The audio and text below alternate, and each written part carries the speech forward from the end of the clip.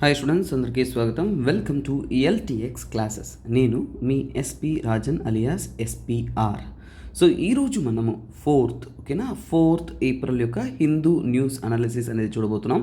డీటెయిల్గా తెలుగు రాష్ట్రాల్లో, ఏపీ, తెలంగాణలో అద్భుతమైన హిందూ న్యూస్ అనాలిసిస్ కోసం వెతుకుతున్నారంటే డైరెక్ట్ అడ్రస్ మన ఎల్టీఎక్స్ క్లాసెస్ చూపిస్తుందండి. అలాంటి ఒక అద్భుతమైన హిందూ అనాలిసిస్ తూచా తప్పకుండా ప్రతిరోజు మీకోసం అద్భుతంగా సంవత్సరాల తరబడి క్వాలిటీగా అందిస్తుంది మన LTX classes.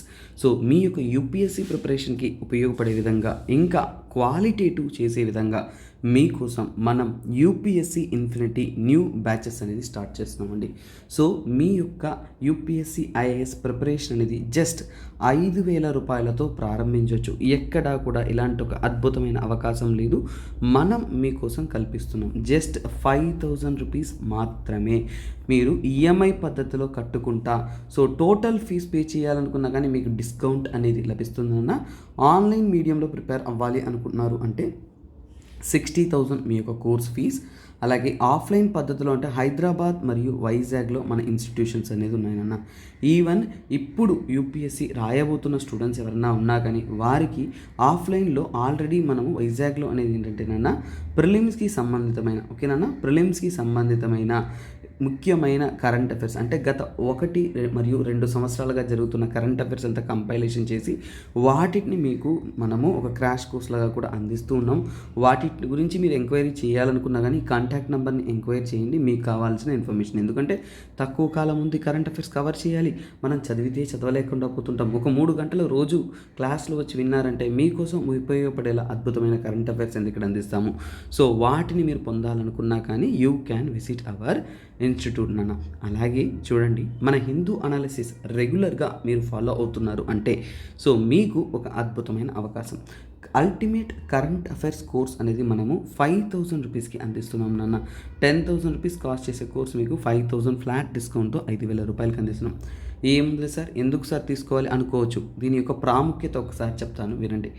Life time validity కలిగిన కరెంట్ అఫైర్స్ కోర్స్ ఇది. అలాగే మీరు న్యూస్ పేపర్ చదివినా సరే చూడండి, హిందూ చదవగలరు. ఒకవేళ ఆన్లైన్లో విన్నా సరే హిందూలో పూర్తి ఆర్టికల్స్ ఏ ఒక్క వీడియోలో ఏ ఒక్క ఛానల్లో కూడా దొరకదన్న.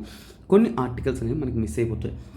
అలాగే మనకు అందుబాటులో ఉంటున్న టైంలో మనం తగినటువంటి ఆర్టికల్స్ అనేది కవర్ చేస్తున్నాం. కొన్నిసార్లు ఇండియన్ ఎక్స్ప్రెస్లో చాలా ముఖ్యమైన యూపీఎస్సీ టాపిక్స్ రావచ్చు, డౌన్ టు ఎర్త్లో రావచ్చు. అలాగే పిఐబి, యోజన, కురుక్షేత్ర ఇవన్నీ కూడా యూపీఎస్సీ ప్రిపేర్ అవుతున్న స్టూడెంట్స్ కరెంట్ అఫైర్స్ ప్రిపరేషన్స్లో కవర్ చేయాల్సిన టాపిక్స్. కాకపోతే ఇలాంటి బ్రాడర్ రేంజ్ టాపిక్స్ అన్నీ కూడా కలెక్ట్ చేసుకుని మీ యొక్క ఎగ్జామ్ పాయింట్ ఆఫ్ వ్యూలో ఏది ఇంపార్టెంట్ పరిగణన తీసుకుంటూ రెగ్యులర్గా లైవ్గా మార్నింగ్ 8 AM ఎప్పుడన్నా ఎర్లీ మార్నింగ్ 8 AM మీకోసం మనము అందిస్తున్నాం నాన్న అల్టిమేట్ కరెంట్ అఫైర్స్ కోర్స్. ఈ కరెంట్ అఫైర్స్ కోర్సు నేనే మీ ఎస్పిఆర్ సార్ అయిన నేను మీకోసం అందిస్తూ ఉన్నాను. సో మీరు రోజువారీగా ఒక గంట పొద్దున్నే ఏంటంటే ముఖ్యమైన కరెంట్ అఫైర్స్, వాటి వెనకున్న ప్రిలిమ్స్ పర్స్పెక్టివ్, మెయిన్స్ పర్స్పెక్టివ్ తెలుసుకున్నారు అంటే మీ ప్రిపరేషన్ అనేది ఎన్నో రెట్లు మెరుగుపడుతుందన్న. అలాంటి ఒక అద్భుతమైన కరెంట్ అఫైర్స్ కోర్స్ ఇది. So those who are interested you can join అన్న. 15th ఏప్రిల్ వరకు ఈ యొక్క ఆఫర్ అనేది అందుబాటులో ఉంటుందన్నమాట. అలాగే ఎవరైతే ఎన్సీఆర్టీ ప్రిపేర్ అవ్వాలనుకున్నారో, స్టార్టింగ్ స్టేజెస్లో ఉన్నారో, ఐఏఎస్ నేను ప్రిపేర్ అవ్వాలనుకుంటున్నాను సార్ కానీ ప్రారంభ దశలో ఉన్నాను అనుకుంటున్నారంటే మీకోసం మనం అందిస్తున్న ఒక అద్భుతమైన కోర్సే ఎన్సీఆర్టీ ఫౌండేషన్. 10,000 రూపాయలకే మీకు అందుబాటులో ఉంటుంది. లైఫ్ టైం వ్యాలిడిటీ కోర్స్ అన్నమాట. అలాగే ఎవరైతే చూడండి మీ యొక్క ఆప్షనల్ ప్రిపరేషన్స్ కొనసాగించాలనుకున్నారో మీకోసం మనం అద్భుతమైన ఆప్షనల్స్ అనేది ప్రారంభిస్తున్నాం నాన్న. 5,000 రూపీస్ మాత్రమే, జస్ట్ 5,000 రూపీస్కి మీకు చూడండి 30,000 ఈఎంఐ పద్ధతిలో మీరు నెలసరి 5,000 కట్టుకోవచ్చు. వన్ టైం పేమెంట్ చేయాలనుకుంటే 30,000 రూపీస్ నాన్న. సో మీకు PSIR, pub ad, sociology and anthropology and Telugu literature లాంటి అద్భుతమైన ఆప్షనల్స్ అనేది మీకు మన వద్ద అందుబాటులో అనేది ఉంటుంది అన్నమాట.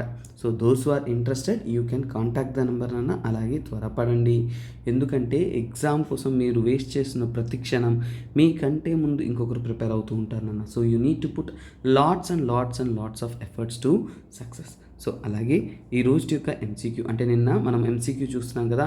సో ఈ క్వశ్చన్ చూసినప్పుడు టైప్స్ ఆఫ్ క్వశ్చన్స్ చాలా వరకు నన్న చాలా చాలా సింపుల్ క్వశ్చన్ అనుకుంటాం కానీ చాలామంది స్టూడెంట్స్ చేసే తప్పులు ఇది. సో ఇక్కడ చూడండి, నేషనల్ పార్క్ అంటే వైల్డ్ లైఫ్ శాంచురీ దాని యొక్క locations states or union territories అనేది ఇచ్చినారు. సో ఇలాంటి క్వశ్చన్స్లో ఏంటంటేనన్నా సో వాళ్ళే మ్యాచ్ చేసి ఇచ్చేస్తారు. ఇక్కడ మనల్ని మ్యాచ్ చేయమని అడగలేదు. మనల్ని మ్యాచ్ చేయమన్నా కానీ ఎలిమినేషన్ పద్ధతి కొన్ని పద్ధతులతో ఈజీగా మ్యాచ్ చేయొచ్చు. కానీ ఇక్కడ వాళ్ళు ఇచ్చిన ప్రతి ఒక్క స్టేట్మెంట్ తెలుసున్నారు. చూడండి, this is one of the toughest method of asking questions. Easiest అనిపించే క్వశ్చన్ కానీ టఫెస్ట్ క్వశ్చన్ ఇదేనన్న. ఎందుకంటే ఈ మధ్యకాలంలో ఒక 3-4 ఇయర్స్గా యూపీఎస్సీ ఇలాంటి మోడల్ క్వశ్చన్స్ అనేది అడుగుతున్నారు. అందుకే ఈ మోడల్ క్వశ్చన్స్ మిమ్మల్ని అటెంప్ట్ చేయమంటున్నాను. సో అందుకే గుర్తుపెట్టుకోండి అన్న, ఎప్పుడైనా కానీ ఒక క్వశ్చన్స్ ఇస్తున్నా అంటే దయచేసి మీరు అటెంప్ట్ చేయండి. ఎందుకంటే అయితేనే మీకు ఒక ఐడియా అనేది వస్తుంది. క్లియర్. సో చూడండి, అసోలా బట్టి వైల్డ్ లైఫ్ శాంచురీ కంటిన్యూస్గా న్యూస్లో ఉందన్న. అది ఢిల్లీకి చెందిందే. ఈ స్టేట్మెంట్ అనేది కరెక్ట్.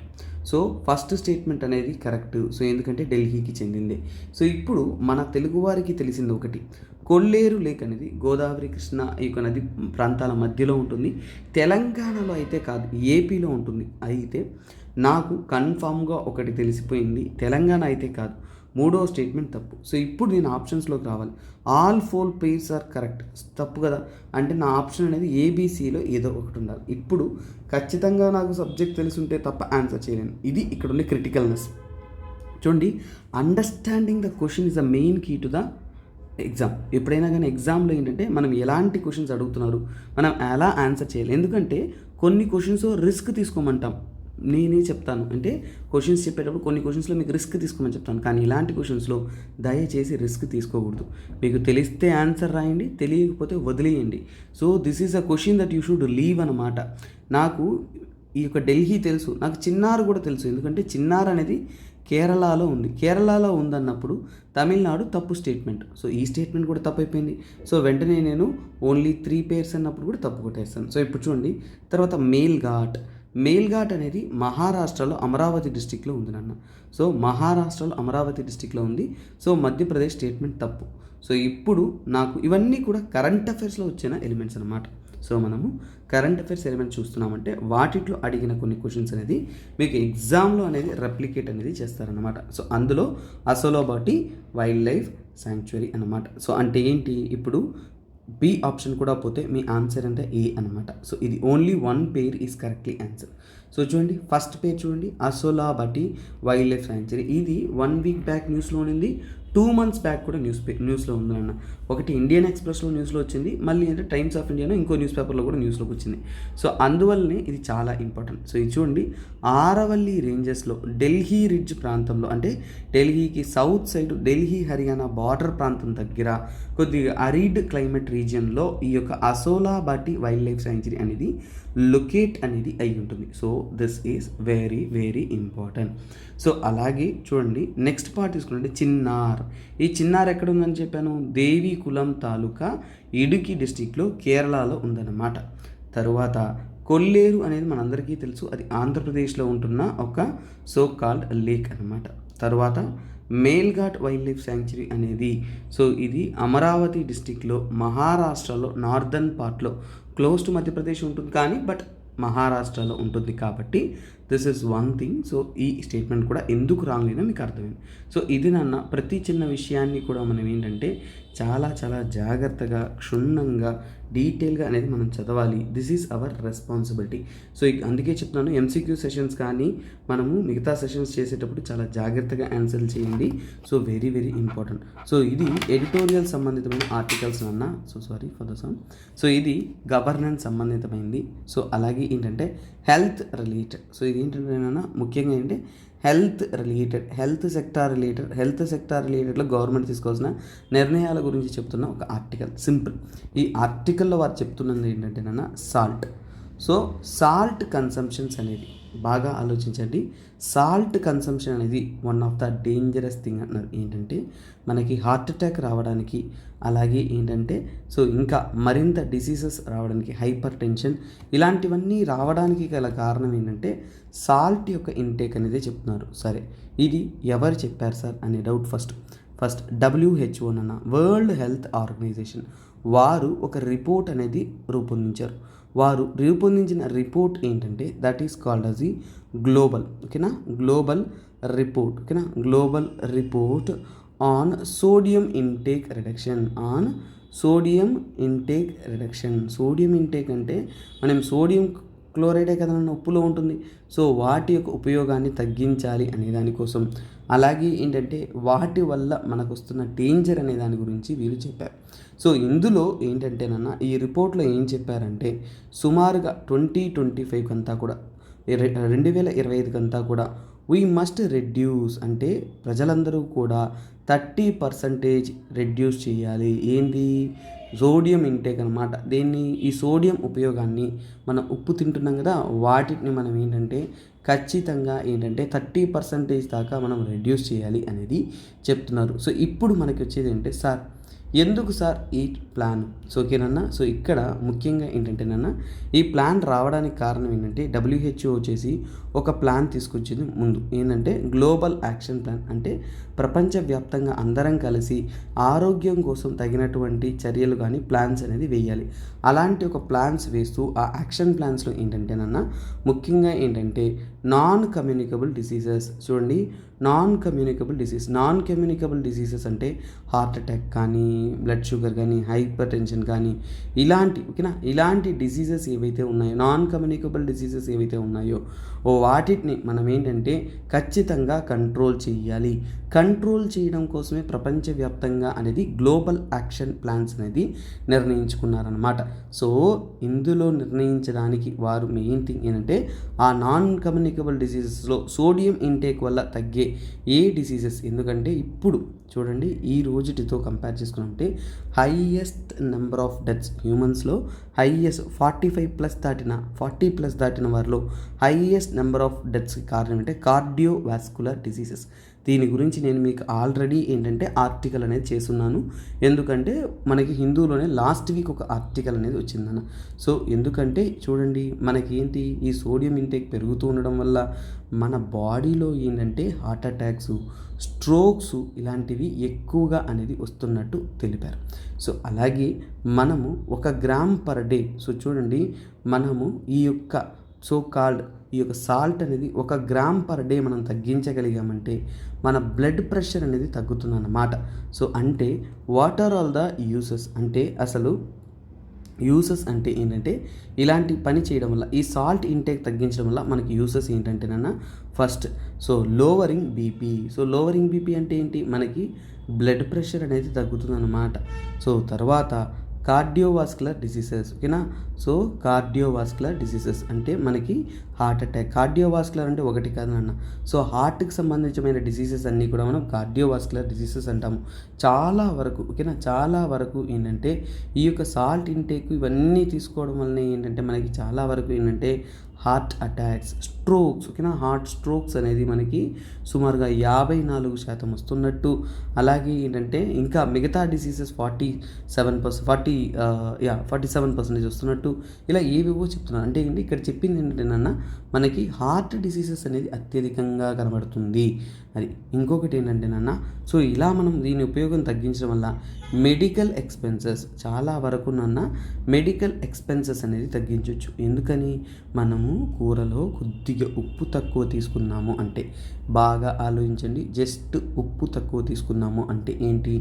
మనకి మెడికల్ ఎక్స్పెన్సెస్ లక్షల్లో తగ్గుతుంది అన్నమాట ఫ్యూచర్లో. అంటే డిసీజ్ బర్డన్ కేటగిరీలో మనకి కార్డియోవాస్కులర్ డిసీజెస్ వల్ల సఫర్ అయ్యే వాళ్ళు ఎక్కువ, అలాగే వారికి ఈ జబ్బుతో ఇబ్బంది పడే వాళ్ళు ఇంకా ఎక్కువగా ఉన్నారు. సో వారి మెడికల్ ఎక్స్పెన్సెస్ కూడా ఎక్కువ అవుతూ ఉన్నాయి. తరువాత మనం తీసుకోవాలి అంటే ఇలా మనము దీన్ని తగ్గించడం వల్ల అంటే మోర్టాలిటీ. సో మోర్టాలిటీ అనేది మనం తగ్గించుకోవచ్చు. ఏంటంటే చనిపోయే వాళ్ళ యొక్క సంఖ్య మనం తగ్గించుకోవచ్చు. మన ఇండియాలో కానీ ప్రపంచంలో కానీ ఎక్కువ మంది ఈ యొక్క సో కాల్డ్ సాల్ట్ కన్సంప్షన్ ఎక్కువగా చేయడం వల్ల హార్ట్ రిలేటెడ్ డిసీజ్ రావడం వల్ల చనిపోతున్నారన్నమాట.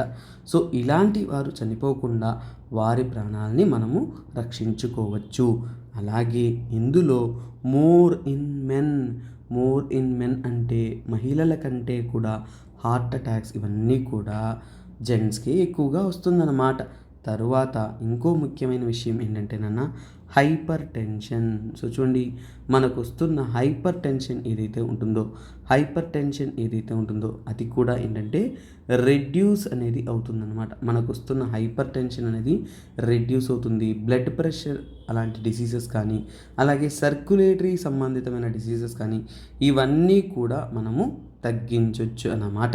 సరే, ఇప్పుడు మనము గవర్నెన్స్ పర్స్పెక్టివ్లో అంటే గవర్నమెంట్ ఎలాంటి చర్యలు తీసుకుంటుంది ఇప్పుడైతే మనకు అర్థమైంది. ఇవన్నీ కూడా ఎడిటోరియల్ ఆర్టికల్స్ కాబట్టి మెయిన్స్ లెవెల్లో అనలైజ్ చేయాలన్నా so we read it in a broader perspective. మన సెంట్రల్ గవర్నమెంట్ ఎలాంటి నిర్ణయాలు, ఎలాంటి చర్యలు తీసుకుంటుంది అంటేనన్నా ఫస్ట్ ఆఫ్ ఆల్ అంటే వాలంటరీ, అంటే ప్రజలే ముందుకొచ్చి వారంతట వారే ఇలాంటి సంఘటనలు జరగకుండా ఇలాంటివి ఫర్ ఎగ్జాంపుల్ సాల్ట్ కన్సంప్షన్ నేను ప్రతి ఇంటికి పోయి గవర్నమెంట్ చెప్పలేదు కదా. వాలంటరీ ప్రోగ్రామ్స్ ద్వారా అవేర్నెస్ క్రియేట్ చేయడం, ప్రజల మధ్య అవగాహన క్రియేట్ చేయడం, అవేర్నెస్ క్రియేట్ చేసి వాటి యొక్క ఉపయోగాన్ని తగ్గించమనడం. తరువాత కొన్ని ప్రోగ్రామ్స్ అనమాట food safety and security authority of India తరపున నుంచి కూడా మన ఫుడ్ సిస్టంలో చేంజ్ రావాలి కాబట్టి ఈట్ రైట్ ఇండియా అంటే ఏంటంటేనన్నా మన ఇండియాలో ప్రతి ఒక్కరు కూడా ఆహారం అనేది అతి ముఖ్యమైనది.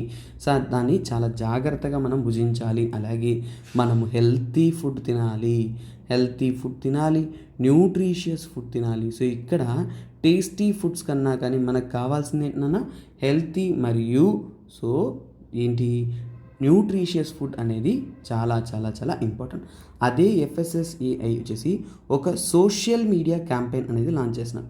సోషల్ మీడియా స్టూడెంట్స్, ఇంకొక ముఖ్యమైన విషయం, నేను ఇక్కడ ఏదైతే మీకు క్లియర్ కట్గా నోట్స్ ఏదైతే point to point flow chart పద్ధతిలో మీకు ఇస్తున్నానో ఇదే నోట్స్ మీకు మన టెలిగ్రామ్ ఛానల్లో కూడా అందుబాటులో ఉంటుంది. అలాగే నేను ఎంతో ఎఫర్ట్ చేసి మీకోసం కంటెంట్ ఇస్తున్నాను కాబట్టి, సబ్జెక్ట్ చెప్తున్నాను కాబట్టి మీకు నచ్చిందంటే మీ యొక్క వాల్యుబుల్ కమెంట్స్ కూడా కమెంట్ సెక్షన్లో వేయండి. ఎందుకంటే తెలుగు రాష్ట్రాల్లో ఏపీ, తెలంగాణలో మన LTX క్లాసెస్ మాత్రమే అద్భుతమైన హిందూ న్యూస్ అనాలిసిస్ అనేది మీకు అద్భుతంగా అనేది అందిస్తూ ఉన్నారు.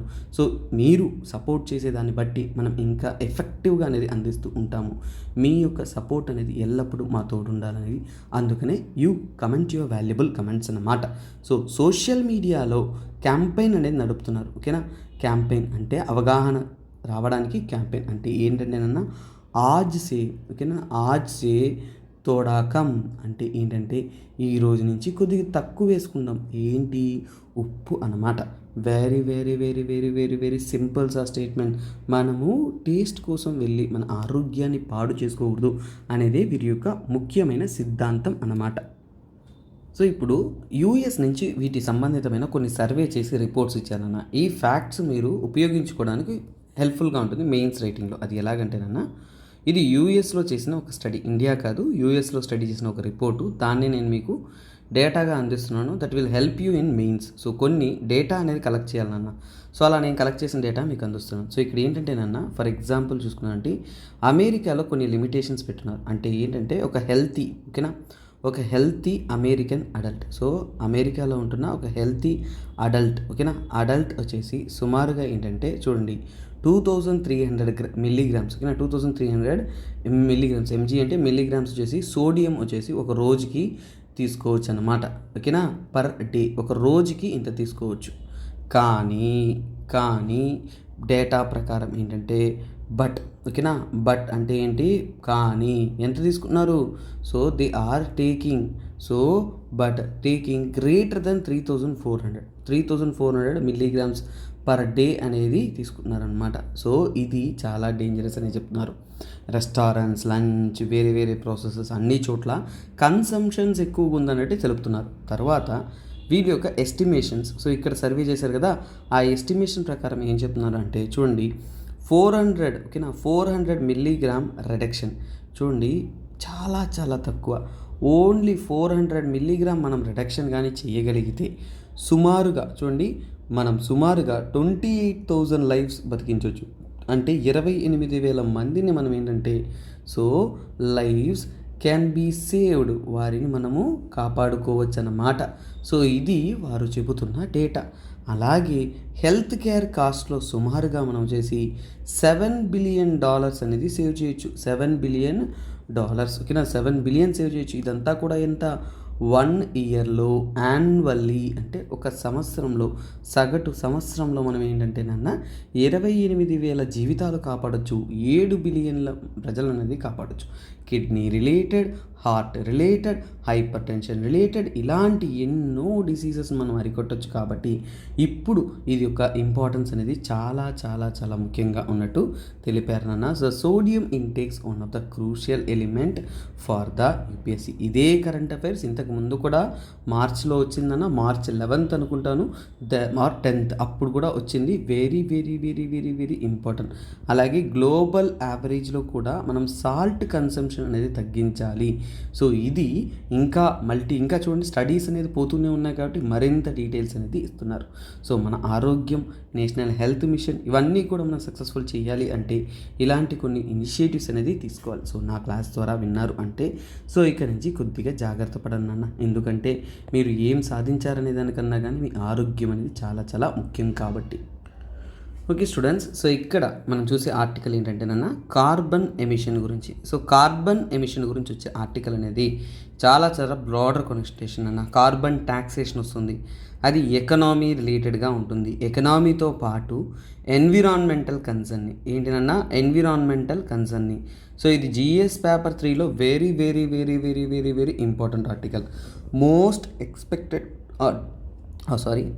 Expected article in the future అన్న.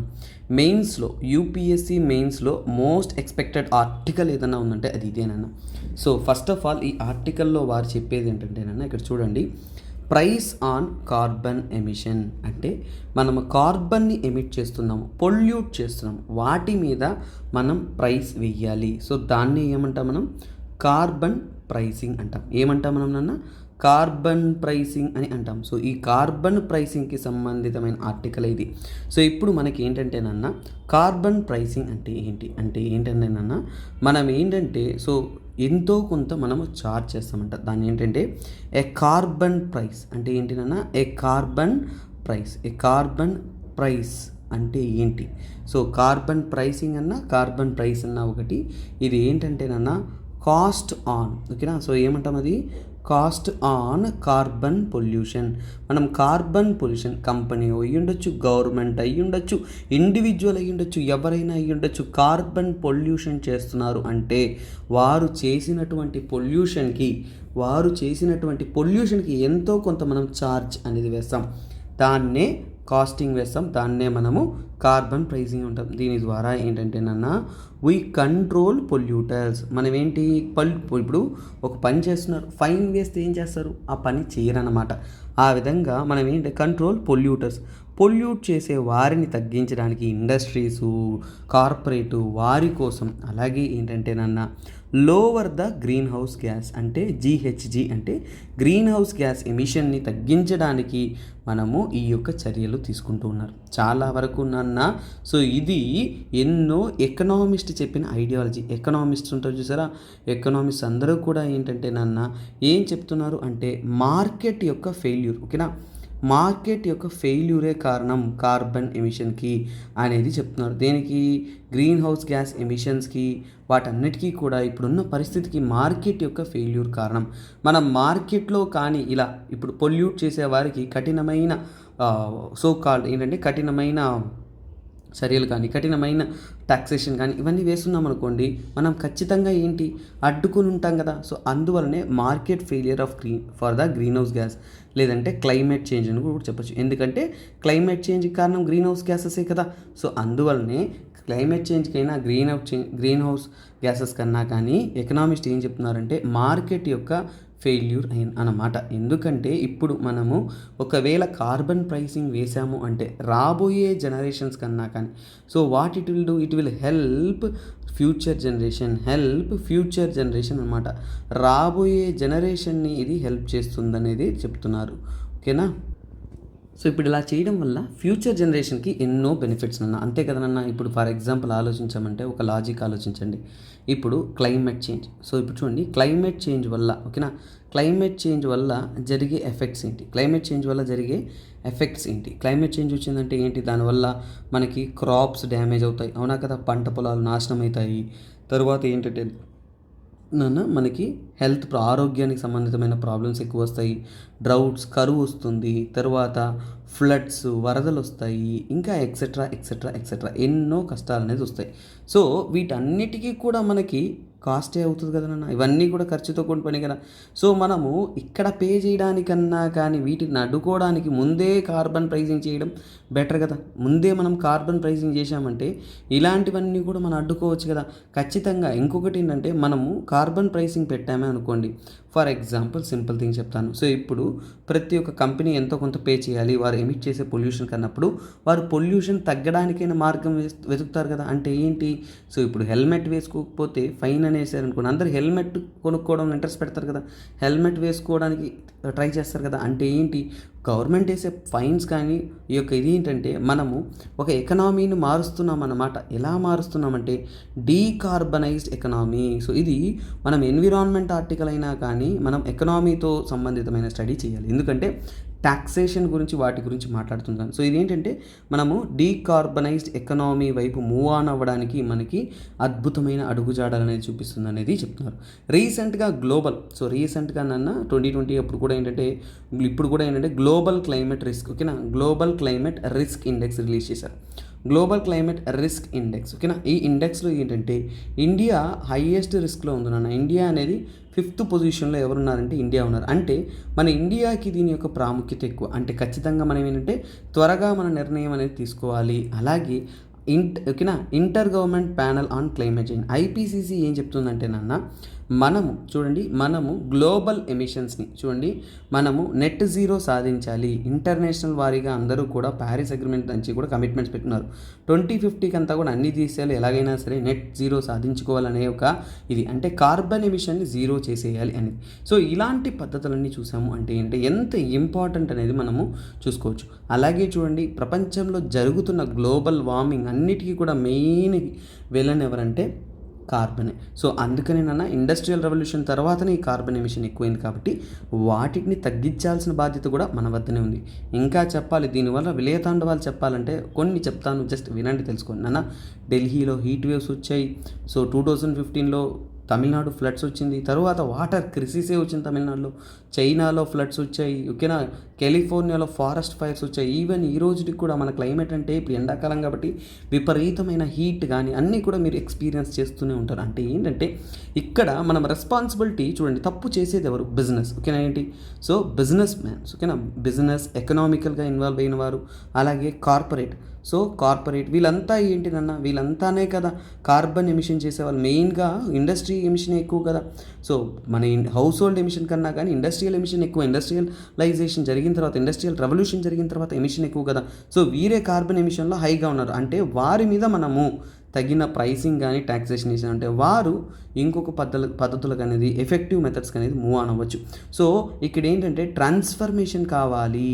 ఆ ట్రాన్స్ఫర్మేషన్ ఎలా కావాలి, ఆ ట్రాన్స్ఫర్మేషన్ అనేది ఏంటంటే ఇప్పుడు ఈ బిజినెస్ కార్పొరేట్ ఎవరైతే ఉన్నారో, సో ఎప్పుడైతే కార్బన్ ఎమిషన్ మీద మనము ప్రైజింగ్ అంటే ట్యాక్సేషన్ అన్నట్టు ప్రైజింగ్ అనేది వేస్తాము. సో ఇప్పుడు కార్పొరేట్ ఏమవుతారు, దే ట్రాన్స్ఫార్మ్ దేనికి ట్రాన్స్ఫార్మ్ అవుతారు, సోలార్ మీద, అలాగే విండ్ ఎనర్జీ మీద, ఇక ఇతర ఎనర్జీస్ మీద, అంటే కార్బన్ ఎమిషన్ తక్కువ చేసే వాటి మీద వారు పెట్టుబడులు పెడతారు కదా, వాళ్ళు వాటిలో ఇన్వాల్వ్ అవుతారు కదా. That is one of the beauty నాన్న. తర్వాత మనం తెలుసుకునేది, సో ఇక్కడ టైప్స్ కార్బన్ ప్రైసింగ్ గురించి మాట్లాడాను. నేను కార్బన్ ప్రైసింగ్ గురించి మాట్లాడాను. ఇప్పుడు కార్బన్ ప్రైసింగ్ అంటే అందులో మనము పలు రకాలుగా మనం కార్బన్ ప్రైసింగ్ అనేది వేయచ్చు. అందులో ఎలాంటి టైప్స్, సో అందులో 2 టైప్స్ నేను చెప్తాను చూడండి. ఒకటి కార్బన్ ట్యాక్స్ ఒకటి ఏంటినన్నా కార్బన్ ట్యాక్స్ అని అంటాము. ఇంకోటి ఎమిషన్ ట్రేడింగ్, ఓకేనా, ఎమిషన్ ట్రేడింగ్ అంటారు, లేదంటే ఎమిషన్ క్యాపింగ్ అంటారు, ఓకేనా. ఎమిషన్ క్యాపింగ్ అనొచ్చు, ఓకేనా. సో ఎమిషన్ క్యాప్ అనొచ్చు, లేదంటే ట్రేడింగ్ అనొచ్చు. సో ఇదేంటో కూడా రెండింటిని కూడా సింపుల్ టర్మ్స్లో చూద్దాం. సో కార్బన్ ప్రైసింగ్లో మొట్టమొదటిది ఏంటంటే కార్బన్ ట్యాక్సేషన్.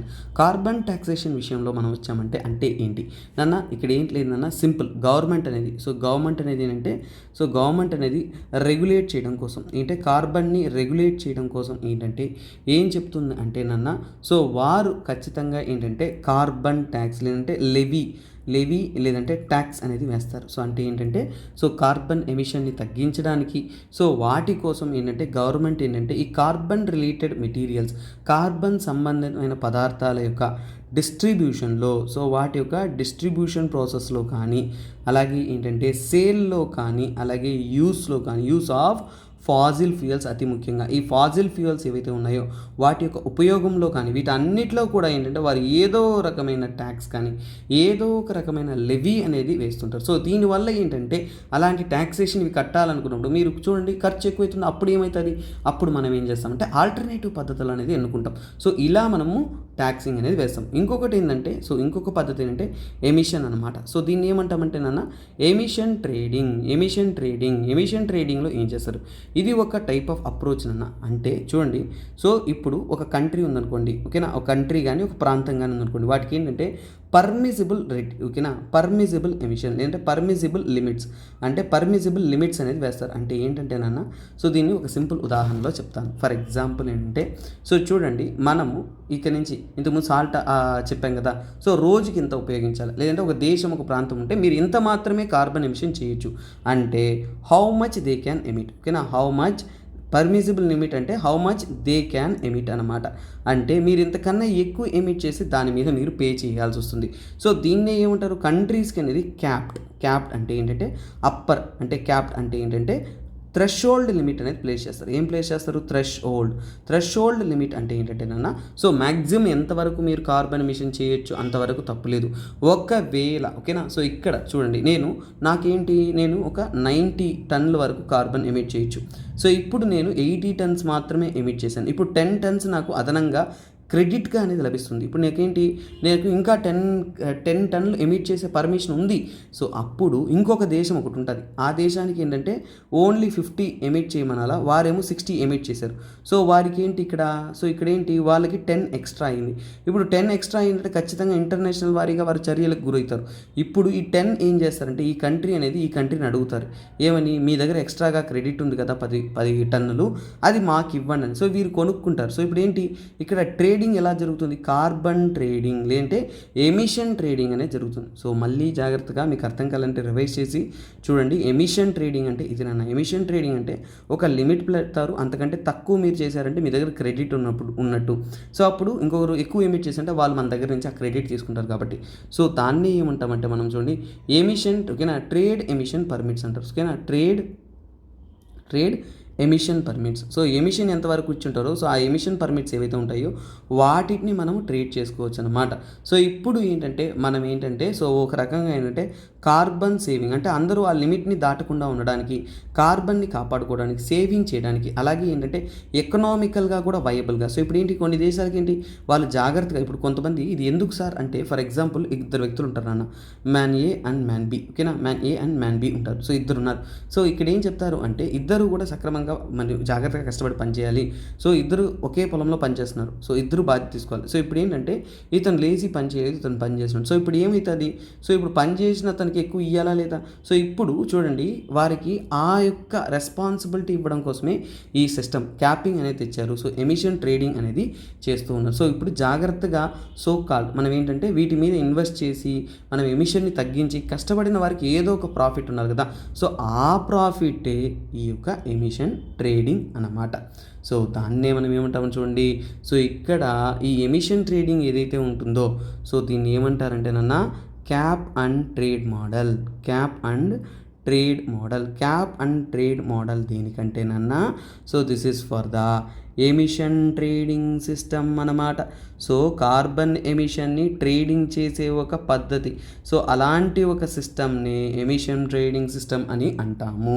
సో దీన్ని మనం ఇంకో పదంలో కూడా అంటాం రెండింటిని కలిపి కూడా మనం ఏమంటామంటే base line and credit systems అని అంటాము. సో ఈ పద్ధతిలో మనము చాలా జాగ్రత్తగా అనేది ఎమిషన్స్ అనేది మనం తగ్గిస్తున్నాము. సరే, ఇప్పుడు ప్రాబ్లమ్స్. సో ఇక్కడ ఇది మెయిన్స్ లెవెల్లో అనలైజ్ చేసిన కాబట్టి చాలా బ్రాడర్ ఆర్టికల్ అన్న, మీకు ఇచ్చిన దానికన్నా కానీ చాలా ఎక్కువ డీటెయిల్స్ మనం చదవాలి. అసలు ప్రాబ్లమ్స్ ఏంటి అసలు చూడండి నాన్న. సో ఇప్పుడుంటున్న ప్రాబ్లం ఏంటంటే నాన్న, ఫస్ట్ ఆఫ్ ఆల్ ఏంటంటే మార్కెట్ ఫెయిల్యూర్. సో ఇప్పుడున్న క్లైమేట్ చేంజ్ కారణం ఏంటంటే మార్కెట్ ఫెయిల్యూర్. మార్కెట్లో మనము సో ఖచ్చితంగా ఏంటంటే జాగ్రత్తగా ఈ యొక్క ఎమిషన్ వీటిని తగ్గించుకోగలిగితే వాటిని ఎఫిషియెంట్గా మనం మేనేజ్ చేసి ఉండొచ్చు అనేది చెప్తున్నారు. సో అంటే ఈ యొక్క కార్బన్ ఎమిషన్ అనేది ఇన్ఎఫిషియెంట్ మార్కెట్ వల్లనే, మార్కెట్ ఫెయిల్యూర్ వల్లనే అవుతుందని చెప్తున్నారు. తర్వాత ఏంటంటే నాన్న, సో ఇక్కడ ఏంటంటే మనం ఇంకా ఎఫిషియెంట్గా అనేది పనిచేయాలి. ఓకేనా, ఎఫిషియన్సీ అనేది ఇంపార్టెంట్. సో ఎఫిషియన్సీ అనేది ఇంపార్టెంట్, బట్ ఇక్కడ మన ఎఫిషియన్సీ లెవెల్స్ అనేది very very very very low అనమాట. అందరూ కూడా ఏంటంటే ఈజీగా ఏ దొరికితే దానికి ఫాలో అవుతుంటారు. అంటే చూడండి, ఎఫిషియన్సీ ఈజ్ లెస్. తర్వాత ఏంటంటే పీపుల్ లుక్ ఫర్ లో హ్యాంగింగ్ ఫ్రూట్స్. సో లో హ్యాంగింగ్ ఫ్రూట్స్ అంటే చూడండి, ఎప్పుడైనా కానీ మనం ఒక చెట్లో పండ్లు తీసుకోవడానికి పోతున్నామంటే ఏది ఈజీగా అందుబాటులో ఉంటుందో దాన్నే ట్రై చేస్తాం. సో ఇదే మన యొక్క పద్ధతి. ఈ క్లైమేట్ చేంజ్లో కూడా మనల్ని ఆల్టర్నేటివ్ పద్ధతులకు వెళ్ళమంటే మనం ఆల్టర్నేటివ్ పద్ధతి కన్నా కానీ దేనికి వెళ్తామన్నా ఈజీగా ఇది దొరుకుతాయి. కార్బన్ ఎమిషన్ చేసినా పర్లా, ఇది ఈజీ మెథడ్ కాబట్టి వాటి వైపు వెళ్తాం. సో ఇక్కడ ఏంటంటే this is one big problem. తర్వాత ఏంటంటే so unclear policy. So unclear policy అంటే ఏంటంటే పాలసీ మేకింగ్లో ప్రాపర్గా గవర్నమెంట్స్ అన్నీ కూడా ఎంత ట్యాక్సేషన్ వేయాలి, ఏం వేయాలనే ఒక పాడు పద్ధతి సక్రమంగా లేదు అనేది వారు చెప్తున్నారు. తర్వాత ఏంటంటే నాన్న R&D. ఓకేనా, R&D అనేది సో లో కార్బన్ టెక్నాలజీస్ వైపు, కార్బన్ ఎమిషన్ తగ్గించే టెక్నాలజీస్ వైపు ఎంత మాత్రం పనిచేస్తుందంటే అది కూడా లేకునాలో ఉంది నాన్న. సో దాన్ని పనిచేస్తేనే కదా మనం ఎఫెక్టివ్గా అనేది మనము చేసుకోవచ్చు. తర్వాత లాబియింగ్. సో లాబియింగ్లో అంటే నేనేం చెప్తున్నా అంటే నాన్న, కొన్ని ప్రైవేట్ కంపెనీలు అనేది పొలిటికల్ సిస్టమ్ని ఇన్ఫ్లుయెన్స్ చేస్తూ ఉంటాయి. ఇన్ఫ్లుయెన్స్ చేయడం వల్ల ఏంటంటే వీటి వల్ల ఏంటంటే సో ఎలాగైనా సరే పాలసీ మేకర్స్తో వాళ్ళతో ఏంటంటే వీళ్ళు ఒకరికొకరు ఏంటంటే అడ్జస్ట్ అయిపోయి ఇలాంటి ఒక విషయాన్ని, సెన్సిటివ్ విషయాన్ని సీరియస్గా తీసుకోకుండా ఇలాంటి ప్రాబ్లమ్స్ అనేది ఎన్ని ఫేస్ అవుతున్నాయి. సో అలాగే ఏంటంటే యూనిఫార్మిటీ అంటే ఏంటంటే నా ఇక్కడ కార్బన్ అనేది అందరూ ఒకేలా ఎమిట్ చేయరు, అన్ని చోట్ల ఒకేలా ఉండవు. సో అలాంటప్పుడు దీన్ని ఇంప్లిమెంట్ చేయడం అనేది అతి కఠినమైన పద్ధతిగా ఉంటుంది, డిఫికల్ట్గా అనేది ఉంటుంది. సో ఇప్పుడు మనం తెలుసుకోవాల్సిన ఇంకొక ముఖ్యమైన విషయం ఏంటంటే ప్రస్తుతానికి కొన్ని డేటాస్ అనేది ఇచ్చున్నారు. సో ఆ డేటాస్ గురించి మనం తెలుసుకోవాలి. డేటాస్ అంటే మనము నేషనల్ లెవెల్లో, ఇంటర్నేషనల్ లెవెల్లో కూడా కొన్ని గవర్నమెంట్స్ అనేది ఇలాంటి పద్ధతులు ఎన్నుకొని బెటర్గా అనేది అడ్మినిస్ట్రేట్ చేస్తున్నారు. సో వారి గురించి మనము కొద్దిగా ఇన్ఫర్మేషన్ తెలుసుకోవాలి. అందులో చూడండి అన్న, గ్రీన్ హౌస్ ఎమిషన్. ఓకేనా, దానికి అగెయిన్స్ట్గా కార్బన్ ట్యాక్సేషన్. సో ఇది మీ యొక్క సో కాల్డ్ ఆర్టికల్ ఇచ్చినారు. కార్బన్ ట్యాక్సేషన్ ఏదైతే ఉంటుందో వాటిని ఎన్నుకున్న దేశాలు ప్రస్తుతానికి ప్రపంచవ్యాప్తంగా 46% అనేది ఉన్నాయి. ఓకేనా, సో అంటే 46%, 46 కంట్రీస్ అనమాట. 46 కంట్రీస్ అనేది ఉన్నాయి. సో ఇప్పుడు ఇంకొకటి, సో ఇప్పుడు దీంట్లో మీకు ఇంకొక పదం మీకు అర్థం అవ్వాలన్నా ఏంటంటే ఇప్పుడు 46 దేశాలు మాత్రమే ఎన్నుకున్నాయి. ఇప్పుడు ప్రాబ్లమ్స్లో ఇది కూడా రాయొచ్చు. మిగతా దేశాలు ఎన్నుకోకపోతే ఇక్కడ కాంపిటేటివ్నెస్ అంటే చూడండి, ఇప్పుడు ఈ దేశాలు మాత్రమే ఎన్నుకున్నాయంటే ఆ దేశాల్లో తయారీ, ఉత్పత్తి, ప్రొడక్షన్స్ అనేది కార్బన్ ఫ్రీగా చేస్తున్నారు, కానీ కాస్ట్లీ అయిపోతున్నాయి. అప్పుడు గ్లోబల్ మార్కెట్లో వీళ్ళు ఢీకొనలేరు అనేది ఒకటి. దీనికి ఉదాహరణ ఏం తెలుసా అన్న, ఆస్ట్రేలియా వచ్చేసి ఫస్ట్ కార్బన్ ట్యాక్సేషన్ ఇంట్రడ్యూస్ చేశారు. మళ్ళీ ఏంటంటే 2 years దాన్ని ఇంప్లిమెంట్ చేశారు. మళ్ళీ ఏంటంటే ఇంటర్నేషనల్ వారీగా కంపేర్ చేసుకున్నప్పుడు వారు ప్రపంచ స్థాయిలో పోటీ పడలేక మళ్ళీ అనేది ఆ ట్యాక్స్ని విత్డ్రా అనేది చేసేసారు. ఇది ఒక ఉదాహరణ అన్నమాట. తర్వాత 46 దేశాల్లో ఇవి ఇంప్లిమెంట్ చేస్తూ ఉన్నారు. సో అలాగే గ్లోబల్ యావరేజ్ అంటే ప్రపంచవ్యాప్తంగా ఎంత ట్యాక్సేషన్ వేస్తున్నారు అనేది మనం చూసుకున్నామంటే సుమారుగా చాలా చాలా చాలా చాలా తక్కువ నాన్న. ఫర్ ఎగ్జాంపుల్ ఏంటంటే very very very very less $6. ఎంతనన్నా, ఎంత తక్కువ, $6. ఓకేనా, $6 పర్ టన్ కార్బన్. ఒక టన్ కార్బన్ ఎమిట్ చేస్తే వారికి $6 మాత్రమే వేస్తున్నారు గ్లోబల్ యావరేజ్. ఇది మరీ తక్కువ. ఇలా ఉండకూడదనేసి కార్బన్ ట్యాక్సేషన్ పద్ధతిలో IMF కొంత రికమెండేషన్స్ ఇచ్చిందన్న. IMF ఏం చెప్పిందంటే చూడండి, యూఎస్కి ఓకేనా, యునైటెడ్ స్టేట్స్కి వచ్చేసి $75 రికమెండ్ చేసింది. టాప్ కంట్రీస్ కదా పొల్యూటింగ్స్లో, అందుకని. చైనాకి ఎంత రికమెండ్ చేసిందంటే చూడండి $50 అనేది రికమెండ్ చేసింది. మరి ఇండియాకి ఎంత రికమెండ్ చేసిందంటే $25 అనేది రికమెండ్ చేసింది. ఏంటి సార్ ఇదంటే ఒక టన్కి ఓకేనా, పర్ టన్ కార్బన్ని మనం ఎమిట్ చేస్తూ ఉన్నామంటే ఆ ఎమిట్ చేసేదానికి మనం గ్లోబల్ ఎమిషన్స్లో మనం ఇలాంటిది కానీ ఎన్నుకున్నామంటే, ఈ కార్బన్ ట్యాక్సేషన్ ఎన్నుకున్నాము అంటే 2030 కంతా కూడా మనం ఏంటంటే 23% మనము రిడక్షన్ అనేది చేయొచ్చు అనేది వారు క్లియర్గా అనేది చెప్తున్నారు. ఓకేనా, సో ఇలా చేయడం వల్ల ఏంటంటే మనం రెనవబుల్, సో ఇలా దీన్ని చేయడం వల్ల ఏంటి, మనం ఎక్కువ పెట్టుబడి రెన్యూవబుల్ ఎనర్జీ మీద పెట్టుబడులు పెట్టచ్చు. అవునా, రెన్యూవబుల్ ఎనర్జీ మీద అది ఎక్కువ ఇన్వెస్ట్మెంట్ అనేది చేయొచ్చు అనేది ఓవర్గా చెప్తున్నాను. This is very very very very important article, most expected question in the upcoming mains examination. అందుకే ఇంత బ్రాడర్గా అనేది మనము అనలైజ్ అనేది చేస్తున్నాము. ఓకేనా, నెక్స్ట్ ఆర్టికల్లోకి వెళ్దాం. సో నాన్న, ఈ ఆర్టికల్ నేను చెప్పబోయేది అనేది very very very important article నాన్న, మీకు ప్రిలిమ్స్ పాయింట్ ఆఫ్ వ్యూలో ఇంపార్టెంట్. ఓకేనా, ఏంటది ప్రిలిమ్స్ పాయింట్ ఆఫ్ వ్యూలో ఇది very very very very important. ఇది జాగ్రఫీలో జిఎస్ పేపర్ 1లో వస్తుంది. సో కాకపోతే ప్రిలిమ్స్లో ఇంపార్టెంట్ నాన్న. ఫస్ట్ ఆఫ్ ఆల్ ఇక్కడ చూడండి, ఏంది ఇది, ఇక్కడ ఒక ట్యూబ్ రూపంలో ఉందా లేదా? సో ఒక ట్యూబ్ రూపంలో వాళ్ళు డ్రిల్ చేసి తీశారు. సో ఇక్కడ ఈ ప్రాజెక్ట్ పేరు చెప్తాను, వెరీ వెరీ ఇంపార్టెంట్ చెప్తున్నాను, చూసారా? Ice memory project. ఏంటి నాన్న ఇది? Ice memory project. What is this ice memory project? So అనేది మన యొక్క doubt. So exam point of వ్యూలో కానీ ప్రతి ఒక్కటి చాలా చాలా ఇంపార్టెంట్ కాబట్టి చాలా జాగ్రత్తగా అనేది మనం దీన్ని డీల్ చేయాలన్నమాట. సో ఫస్ట్ ఆఫ్ ఆల్ ఏంటంటే ఈ ఐస్ మెమరీ ప్రాజెక్ట్ అంటే ఏంటో మనం చూద్దాం. సో చూడండి, ఈ ఐస్ మెమరీ ప్రాజెక్ట్ అంటే ఏంటంటే అన్న, ఎన్నో సంవత్సరాలుగా, సో ఇది ఎవరు ప్లాన్ చేస్తున్నా అంటే ఆర్కిటిక్ సైంటిస్ట్. ఓకేనా, ఆర్కిటిక్కి చెందిన సైంటిస్ట్ అనమాట. వారు ప్లాన్ చేస్తున్న ఒక project. So Arctic scientist plan చేస్తున్న ప్రాజెక్టులో ఏంటంటేనన్నా, సో చూడండి, ఎన్నో సంవత్సరాలుగా ఐస్ ఫామ్లో ఎలాగా ఫ్రోజన్ ఐస్. సో ఓకేనా, ఫ్రోజన్ ఐస్ లేయర్స్లో ఏంటంటేనన్నా, సో ఇక్కడ ఏంటంటే ఎంతో ఇన్ఫర్మేషన్స్ అంటే చూడండి, దాంట్లో ఏంటంటే జియోకెమికల్ ట్రేసెస్, ఏంటది జియోకెమికల్ ట్రేసెస్ అనేది దాగుంటాయి. సో అంటే చూడండి, ఫ్రోజన్ ఐస్ లేయర్స్లో జియోకెమికల్ లేయర్స్ అంతా కూడా లోపల దాగి ఉంటాయి అన్నమాట. సో దీని ద్వారా ఏంటంటే we can know the past అంటే గతం కాలంలో ఉంటున్న విషయాలను మనము ఈజీగా వాటి యొక్క కెమికల్స్ని వాటిని స్టడీ చేయడం వల్ల మనకి తెలుస్తుంది. ఈ ఫ్రోజన్ ఐస్ని ఏం చేస్తారంటే నన్ను యాక్చువల్గా ఏంటంటే సిరీస్ ఆఫ్ ట్యూబ్స్, అంటే ఇక్కడ ఇమేజ్ చూసారు కదా, ఇలాంటి ఒక ట్యూబ్ ఫార్మేట్లో డ్రిల్ చేస్తారనమాట. సిరీస్ ఆఫ్ ట్యూబ్స్ అనేది డ్రిల్ చేస్తారు. దాన్ని డ్రిల్ చేసి సుమారుగా చూడండి 125 మీటర్స్ వరకు డ్రిల్ చేశారనమాట. అంతవరకు డ్రిల్ చేసి అక్కడ ఉన్న ఐస్ని కలెక్ట్ చేస్తారనమాట. ఐస్ని కలెక్ట్ చేసి దాన్ని ఒక మ్యూజియం లాగా స్థాపించి దాన్ని ఏంటంటే మ్యూజియంలా స్థాపించి స్టోర్ అనేది చేస్తారు. సో దీనివల్ల ఏంటంటే ఇక్కడ కలెక్ట్ చేసాక దాంట్లో ఏంటంటే సో చాలా వరకు వాల్యుబుల్ డేటా అనేది ఉంటుంది. సో ఆ వాల్యుబుల్ డేటా అనేది దేని గురించి అంటే ఎన్విరాన్మెంట్ కండిషన్స్ గురించి, అప్పటి కాలంలో పురాతన కాలంలో ఎన్విరాన్మెంట్ కండిషన్స్ అనేది ఎలా ఉన్నాయి అనేది, ఎన్విరాన్మెంటల్ కండిషన్స్ గురించి మనకి తెలిసే అవకాశం అనేది ఎక్కువగా ఉందనేది వాళ్ళు చెబుతున్నారు. ఎందుకు సార్ అసలు ఇది చేయాలా, అసలు అవసరం ఏమొచ్చింది అన్నప్పుడు మనకి వచ్చే ఐడియా ఏంటంటే ఈ మధ్య కాలంలో ఏంటంటేనన్నా గ్లోబల్ వార్మింగ్ వల్ల, అలాగే ఏంటంటేనన్నా క్లైమేట్ చేంజ్ ఆర్టికల్ ఇంతకుముందే చదివారు కాబట్టి చాలా డీటెయిల్గా మీకు తెలుసు అన్నమాట. ఈ క్లైమేట్ చేంజ్ జరగడం వల్ల ఈ రెండు ప్రభావాల వల్ల ఏమవుతుందంటేనన్నా, సో మెల్టింగ్ ఐస్ అనేది మెల్ట్ అయిపోతూ ఉంటుంది. అప్పుడు ఆ పురాతన కాలం నాటి ఇన్ఫర్మేషన్ అనేది లాస్ అయిపోతుంది. అలా అయిపోకూడదు అంటే we need to store it. So అందుకనే ఏంటంటే మనము ప్రిజర్వ్ చేస్తున్నాం అన్నమాట. ఇదే విధంగా అంటార్క్టికాలో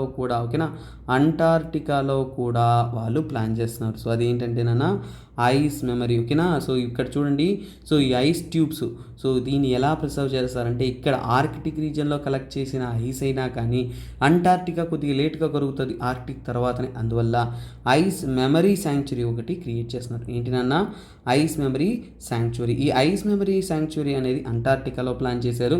అక్కడ ఈ శాంపుల్స్ అంతా కూడా స్టోర్ చేస్తారు. ఇది ఫ్యూచర్ జనరేషన్లో రాబోయే కాలంలో వస్తున్న కొత్త తరహా ఫ్యూచర్ జనరేషన్ సైంటిస్ట్ ఎవరైతే ఉన్నారో వారందరికీ కూడా వీటిని స్టడీ చేయడానికి ఒక అద్భుతమైన అవకాశం అవకాశంగా ఉంటుందనేది భావిస్తున్నారన్నమాట. సో ఇది బ్రాడర్ కొనటేషన్లో మేజర్ రీసెర్చ్ అండ్ డెవలప్మెంట్లో అద్భుతమైన ఒక విషయం. సో ఇప్పుడు మీకు ఏంటంటే what is this ice memory ప్రాజెక్ట్ని అడగచ్చు యూపీఎస్సీలో, కాబట్టి ఇది చాలా ఇంపార్టెంట్ నాన్న. సో అలాగే చూడండి, యూపీఎస్సీ ప్రిపేర్ అవుతున్న ప్రతి ఒక్క స్టూడెంట్కి అందుబాటులో ఉండే విధంగా మనము ఎనీ సబ్జెక్ట్ మీరు 5,000 రూపీస్కి పొందవచ్చు. Polity, history, economy, ethics, essay, geography లాంటి అద్భుతమైన సబ్జెక్ట్స్ అనేది మీకు 15th ఏప్రిల్ వరకు అందుబాటులో ఉంటుంది. కంప్లీట్ సబ్జెక్ట్ యూపీఎస్సీ లెవెల్లో మీకు 5,000 రూపీస్కి అందుబాటులో అనేది ఉంటుంది నాన్న. ఓకేనా?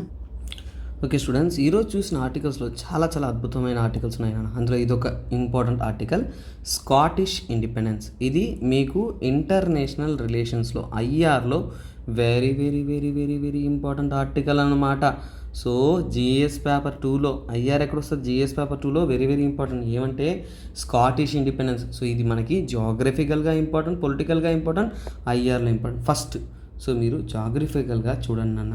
సో ఇక్కడ చూశారు అంటే సో యునైటెడ్ కింగ్డమ్ అంటాం కదా, ఆ యునైటెడ్ కింగ్డమ్ యూకే అంటే ఒక కంట్రీ కాదు. సో అందులో కొన్ని రీజియన్స్ అనేవి ఉన్నాయి.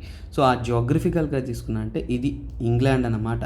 ఇంగ్లాండ్లోనే లండన్ ఉందన్నమాట. తర్వాత ఇక్కడ వేల్స్ అనేది ఉంటుంది. ఓకేనా? ఐరిష్ సీతో కనెక్టెడ్. Ireland separate country. మరి ఈ నార్థన్ ఐర్లాండ్ అనేది యునైటెడ్ కింగ్డమ్లో ఒక భాగమే. అలాగే నార్త్ సీకి టచ్ అవుతున్న నార్దర్న్ మోస్ట్ పార్ట్ ఏదన్నా ఉందంటే స్కాట్లాండ్. ఈ స్కాట్లాండ్ అనేది కూడా యునైటెడ్ కింగ్డమ్లో. ఈ దేశాలన్నీ కూడా Scotland, England, Wales, North Ireland ఇవన్నీ కలిపి మనం ఏమంటామంటే యునైటెడ్ కింగ్డమ్ అని అంటాం. ఓకేనా? ఇప్పుడు అసలైన సమస్య హిస్టారికల్గా ఒక బ్రీఫింగ్లో నేను ఇస్తానన్నమాట. ఇప్పుడు స్వతంత్రం కోరుకునే ప్రాంతం ఏంటంటే స్కాటిష్. సో ఈ స్కాటిష్ పీపుల్ కానీ స్కాట్లాండ్ అనేది చూడండి ఇంగ్లాండ్ కన్నా కానీ మిగతా యూకే కంట్రీస్ కన్నా కానీ చాలా అడ్వాన్స్డ్ థాట్ ప్రాసెస్లో ఉంటుందన్న. అంటే more and more modern and advanced and latest pattern of so called society అన్నమాట. సో అందుకనే ఇక్కడ ఎన్నో కాన్ఫ్లిక్ట్స్ రైజ్ అయ్యాయి. సో ఈ కాన్ఫ్లిక్ట్స్కి సంబంధితమైన సో చూడండి ఫస్ట్ రెఫరెండం ముందే పాస్ చేశారు. ఇప్పుడు సమస్య ఏంటంటే రెండవ రెఫరెండం. సో లాస్ట్ వీక్ అంటే ఏంటంటేనన్నా రిషి సునక్ గారు ఏంటంటేనన్నా ఫస్ట్ మినిస్టర్లో స్కాట్లాండ్కి వచ్చిన ఫస్ట్ మినిస్టర్ వారు ఎవరంటే స్కాటిష్ నేషనల్ పార్టీకి చెందిన వారు హంజా యూసఫ్. వారిని రిజెక్ట్ అనేది చేస్తారు.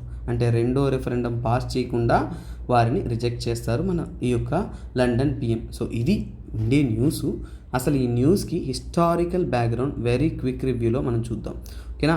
సో మీరు ముఖ్యంగా ఏంటంటే వరల్డ్ హిస్టరీ చదివేటప్పుడు ఇవి చాలా ఉపయోగపడుతుంది. సో హిస్టారిక్గా ఏమైంది, సో బ్యాక్గ్రౌండ్ అంటే ఏమైంది అని చూద్దాం. సో ఫస్ట్ ఆఫ్ ఆల్ ఏంటంటే స్కాట్లాండ్. ఓకేనా? స్కాట్లాండ్ అనేది 9వ శతాబ్దంలో ఇప్పుడు 9th century టైంలో. ఓకేనా? 9th century టైంలో ఏంటంటే ఇండిపెండెంట్ కింగ్డమ్. సో ఇండిపెండెంట్ అంటే ఏంటి? అది ఇంగ్లాండ్లో భాగం కాదు, ఇండిపెండెంట్గా అనేది ఉండిందన్నమాట.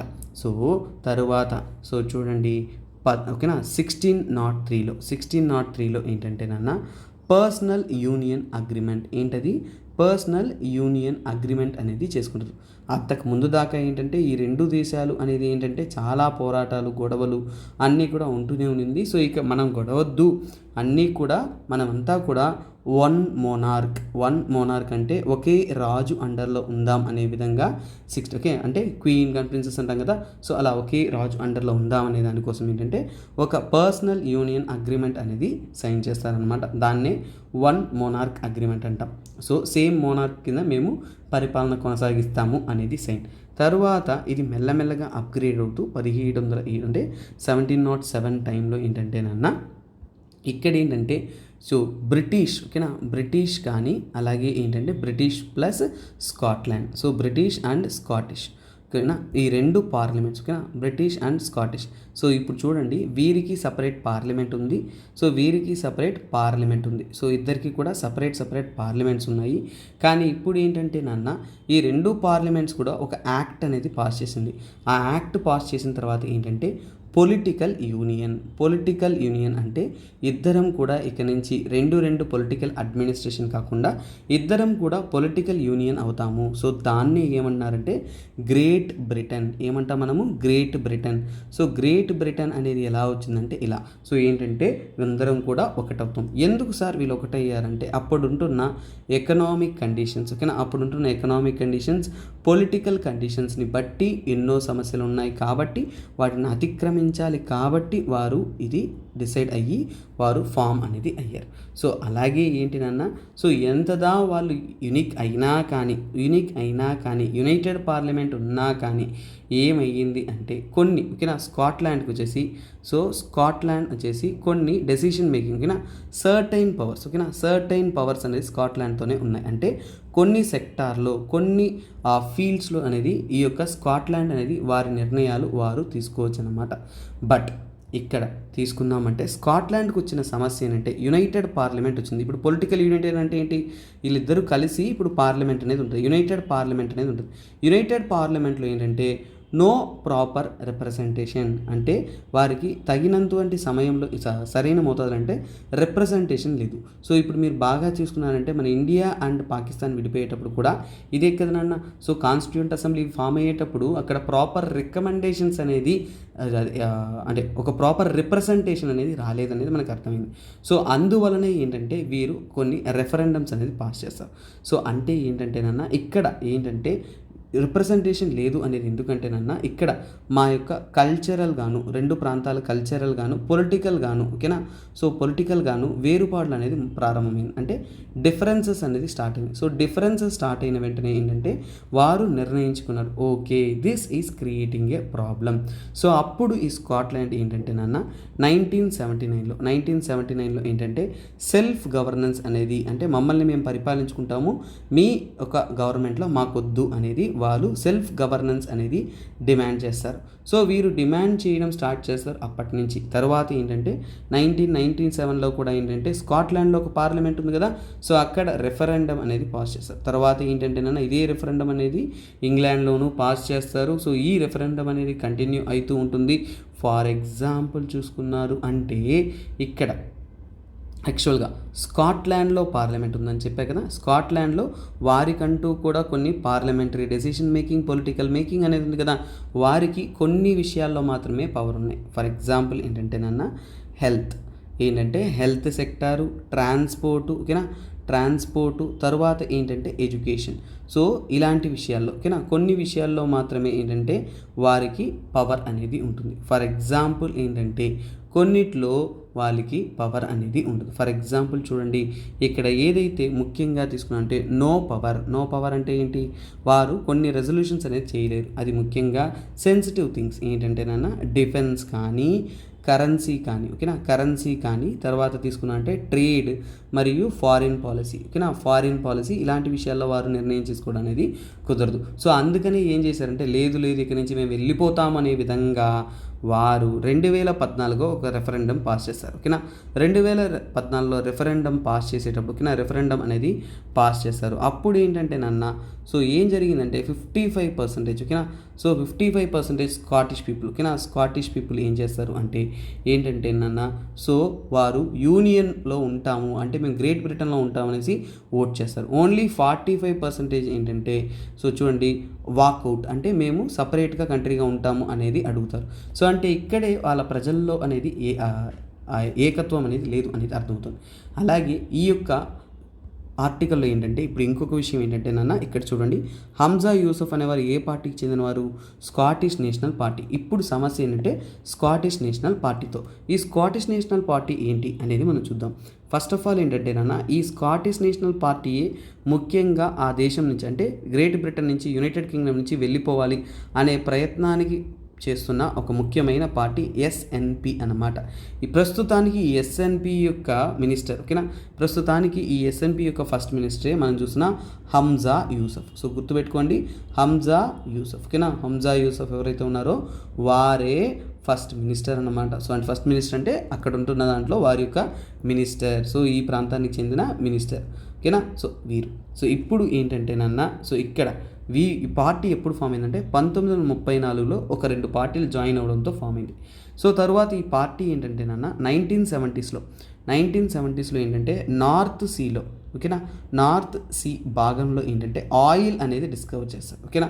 సో ఇప్పుడు చూడండి, ఈ స్కాటిష్ ఐలాండ్స్కి ఈ ప్రాంతంలో ఏంటంటే మనకి ఆయిల్ రిజర్వ్స్ అనేది కనుగొంటారు. ఆయిల్ రిజర్వ్స్ అనేది one of the important economy కాబట్టి, ఎకనామికల్గా బూస్టింగ్ ఫ్యాక్టర్ కాబట్టి, అది ఎకనామీకి చాలా ముఖ్యమైన రిసోర్సెస్ కాబట్టి ఏంటంటే వీరు సపరేట్ అవ్వాలి అనేది అనుకుంటున్నారు. ఏంటంటే నాన్న ఎస్ఎన్పి ఏం చెప్తుందంటే ఇక్కడ వచ్చే ఎకనామిక్ బెనిఫిట్స్ అనేది, ఓకేనా, ఎకనామిక్ బెనిఫిట్స్ అనేది, సో ఎకనామిక్ బెనిఫిట్స్ ఏదైతే ఉంటుందో ఆయిల్ రిజర్వ్స్ వల్ల అది ఖచ్చితంగా స్కాటిష్ పీపుల్కి డెవలప్మెంట్కే రావాలి అని చెప్తారు. ఏమని, ఆ ప్రాంతానికి చెందిన, ఆ ప్రాంతం లభిస్తుంది కాబట్టి ఆ ప్రాంతం ప్రజల యొక్క మెరుగు కోసం, ఆ ప్రాంతం ప్రజల యొక్క బాగు కోసం ఉపయోగించాలి, సో బెటర్మెంట్ కోసం ఉపయోగించాలి అనేది చెప్తున్నారు.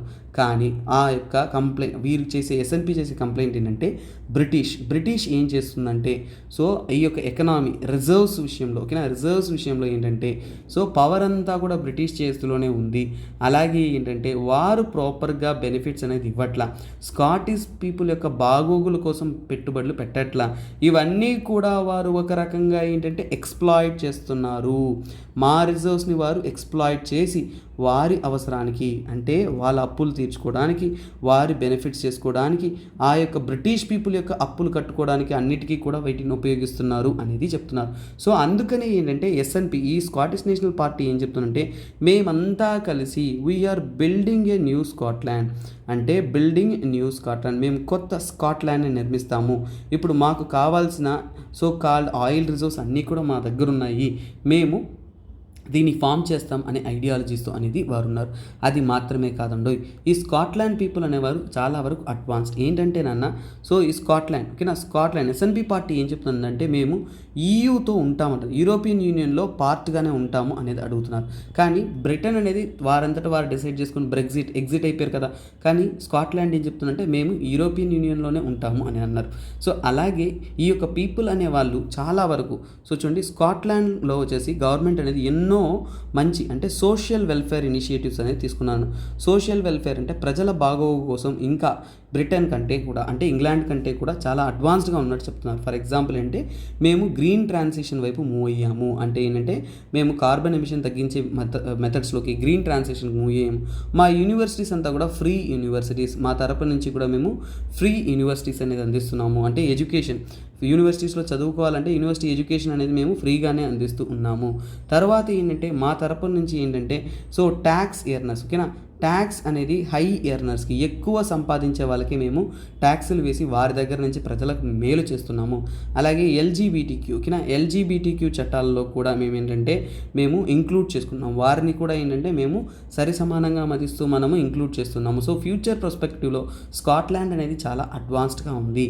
సో మేము సెల్ఫ్ డిటర్మైన్డ్గా ఉండాలి, మేము చాలా వరకు ఏంటంటే మా స్వయ నిర్ణయాల్లో ఉండాలి అనే దానికోసం వీరు ఏంటంటే బ్రిటన్ ఎగ్జిట్లో మీరే డిసైడ్ చేసుకున్నారు, మా ఒపీనియన్కి రాలేదు అనేది వీరి ఒపీనియన్గా అనేది చెప్తున్నారు. సో ఇందులో ఏంటంటే నాన్న వీరు చెప్పేది ఓవరాల్గా ఏంటంటే ఇప్పుడు చాలా వరకు ఏంటంటే మా అడ్వాన్స్డ్, మా ఎకనామీ అన్నీ కూడా ఇంకా మెరుగుపడాలి కాబట్టి బ్రిటన్ నుంచి వెళ్ళిపోతాం. కానీ బ్రిటన్ ఏం చెప్తుందంటే లేదు, మనం వన్ ఐడెంటిటీతో ఉండాలి, మేము విడిపోకూడదు అనే ఒక ఐడెంటిటీని స్ట్రాంగ్గా అనేది రికమెండ్ చేస్తున్నారు. అలాగే ఏంటంటే ఈ ఎస్ఎన్పి పార్టీని ఏం ప్రశ్నిస్తున్నారు అంటే ఏంటంటే మీరు పెన్షన్, హెల్త్ కేర్ వీటి మీద కూడా వాటి యొక్క ఫంక్షన్స్, ఒకవేళ స్కాట్లాండ్ ఇండిపెండెంట్ అయిందంటే అక్కడ ఉంటున్న స్కీమ్స్ కానీ వాటిలో మీరు ఏం చేస్తారు, ఎలా పనిచేస్తారు అనేది ప్రాపర్గా ప్లాన్ లేదు అనేది చెప్తారు.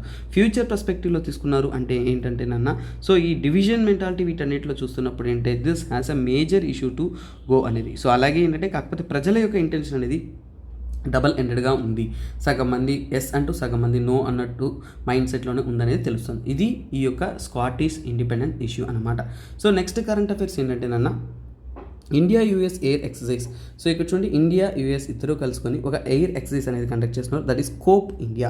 సో గుర్తుపెట్టుకోండి, COPE, దాంట్లో ఇండియా తరపు నుంచి కూడా SU-30 MKI, రఫేల్ ఇలాంటి అద్భుతమైన ఎయిర్ క్రాఫ్ట్స్ అనేది పార్టిసిపేట్ చేస్తున్నాయి. జస్ట్ గుర్తుపెట్టుకోండి ఏ కంట్రీస్ పార్టిసిపేట్ చేస్తున్నాయి. జపాన్ వచ్చేసి అబ్జర్వర్ స్టేటస్గా అనేది దీంట్లో అనౌన్స్ చేశారు. April 10th నుంచి కూడా 21 వరకు, ఓకేనా. సో ఎక్కడంటే కలైకుండా ఎయిర్ బేస్ వెస్ట్ బెంగాల్లో అనేది జరగనుంది అన్న. సో ఇది ఈ యొక్క important current affairs. Cope India అనేది దాని యొక్క పేరు.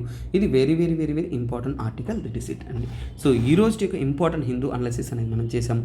ఈ రోజు యొక్క ఎంసీక్యూతో క్లాస్ అనేది ఎండ్ చేద్దాం.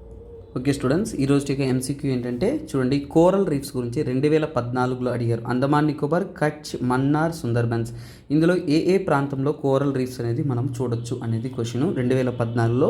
సో ఇవన్నీ కూడా యూపీఎస్సీలో ప్రిలిమ్స్లో ప్రీవియస్ ఇయర్ క్వశ్చన్స్ కాబట్టి చాలా జాగ్రత్తగా చదివి ఆన్సర్ చేయండి అన్న. సో దీని ద్వారా రోజు మీరు హిందూ అనాలిసిస్తో పాటు క్వశ్చన్ స్టాండర్డ్ తెలుస్తుంది. అదేవిధంగా రేపు నెక్స్ట్ క్లాస్లో దాని గురించి వివరిస్తాం కాబట్టి సో దాని గురించి అద్భుతంగా అనేది అర్థమవుతుంది. సో అలాగే స్టూడెంట్స్, సో మర్చిపోవద్దు, మన తరపు నుంచి కూడా మనం అన్ని కరెంట్ అఫైర్స్ అనేది కవర్ చేయలేము. మన వంతు ప్రయత్నంగా చాలా వరకు మనం కరెంట్ అఫైర్స్ అనేది మనకున్న 1 అవర్ లిమిట్లో కవర్ చేస్తున్నాం. ఇంకా మరింత కరెంట్ అఫైర్స్ కావాలి అనుకుంటున్నారు అంటే తప్పకుండా మన కోర్స్ తీసుకొని ప్రిపేర్ అవ్వచ్చు. రెగ్యులర్గా రోజు 1 అవర్ మన Hindu, Indian express, down to earth, PIB Yojana, Kurukshetra లాంటి ఆర్టికల్స్ నుంచి కూడా, అలాంటి జర్నల్స్ నుంచి కూడా వచ్చిన అద్భుతమైన articles, exam point of view important articles, prelims point of view important articles అన్నీ కూడా నేను మీకోసం డిస్కస్ చేస్తూ ఉంటాను. నేను మీ ఎస్పీఆర్ నాన్న. So we can join you in next beautiful session. అలాగే వీడియో నచ్చిందంటే తప్పకుండా కామెంట్ చేయడం మర్చిపోకండి, ఎందుకంటే I keep watching your valuable comments. Keep posting నాన్న. Bye, take care, have a nice day. This is మీ SPR signing off. Have a nice day. రేపటి నుంచి ఎవరు కమెంట్ చేశారో కూడా మీ కమెంట్స్ కూడా నేను మెన్షన్ చేస్తానన్నా, so that we can create a passive interaction అనమాట. Okay, bye, take care.